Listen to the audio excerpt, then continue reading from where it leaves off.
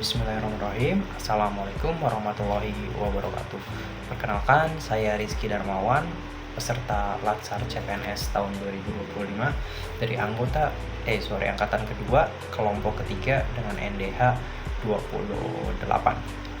Di sini saya akan membahas resume saya mengenai kegiatan kesiapsiagaan bela negara, yaitu di bagian keprotokolan. Oke, langsung saja kita bahas apa itu keprotokolan.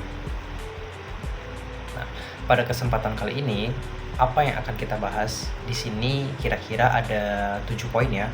Yang pertama itu konsep keprotokolan, kemudian ada aspek-aspek penting dalam keprotokolan. Di antaranya ada tata tempat, tata upacara, tata penghormatan, kegiatan apel, etika keprotokolan, dan komunikasi efektif.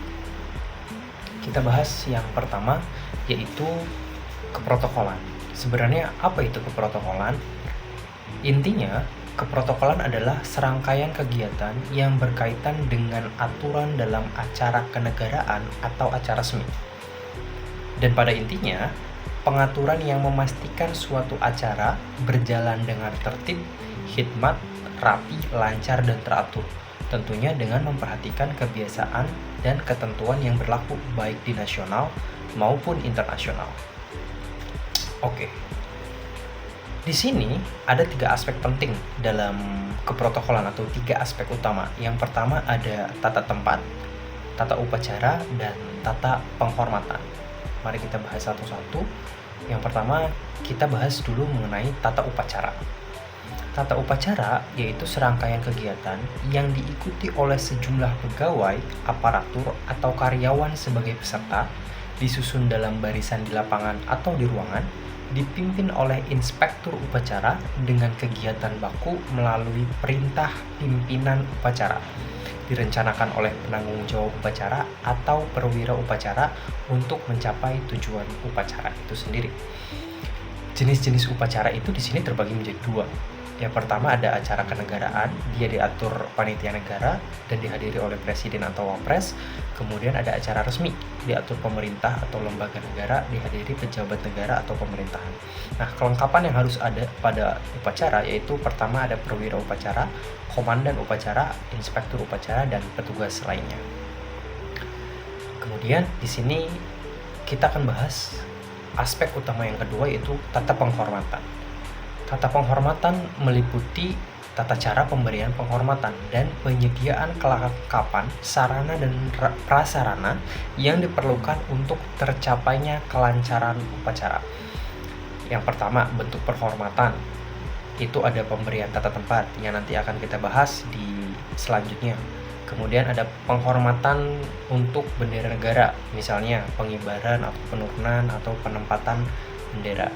Kemudian ada penghormatan lagu kebangsaan, ini wajib diperdengarkan atau dinyanyikan pada acara tertentu. Ada penghormatan jenazah, misalkan pengibaran bendera setengah tiang, dan berupa pemberian sarana dan prasarana untuk sebagai bentuk penghormatan. Aspek utama yang terakhir yaitu adalah tata tempat. Ini yang akan kita bahas lebih dalam. Tata tempat itu aturan mengenai urutan tempat bagi pejabat negara, pejabat pemerintah, pemuka agama, dan tokoh masyarakat. Prinsip utamanya dalam tata tempat, yang memiliki jabatan atau pangkat atau derajat tertinggi akan didahulukan. Nah, contoh penerapan tata tempat nih. Di sini ada gambar yang menunjukkan Presiden Prabowo sedang memimpin rapat. Nah, menurut aturan tata tempat, ketika ada suatu susunan di meja, yang menghadap pintu keluar adalah tempat utama. Artinya, tempat itu hanya boleh diduduki oleh orang yang tertinggi jabatannya. Kalau presiden hadir di tempat itu, maka presidenlah yang duduk di sana. Wapres yang hadir di situ, wapreslah yang duduk di sana. Selanjutnya, contoh tata tempat berikutnya, contoh aturan pada tata tempat berikutnya, yaitu pada kendaraan pesawat khususnya. Nah, dalam kendaraan kapal laut, kereta api, dan mobil yang dihormati naik dan turun paling dahulu. Untuk kendaraan pesawat, naik paling akhir dan turun paling dahulu. Maksudnya, contoh di sini ada presiden dan ibu negara. Nah, ketika naik pesawat, presiden dan ibu negara itu harus posisi orang yang paling terakhir ketika naik pesawat. Sedangkan untuk ketika turun, maka posisi presiden dan ibu negara itu harus menjadi yang pertama ketika turun. Itu salah satu aturan tata tempat. Oke. Nah, selain 3 aspek utama tadi, ada 3 aspek lain yang penting juga dalam protokolan, tapi bukan yang utama ya. Berikut. Yang pertama adalah aspek kegiatan apel. Kegiatan apel ini adalah kegiatan rutinan ya, yang biasanya dilakukan di hari Senin, baik di instansi pemerintahan. Ya, tujuan utamanya untuk memberikan instruksi misalnya.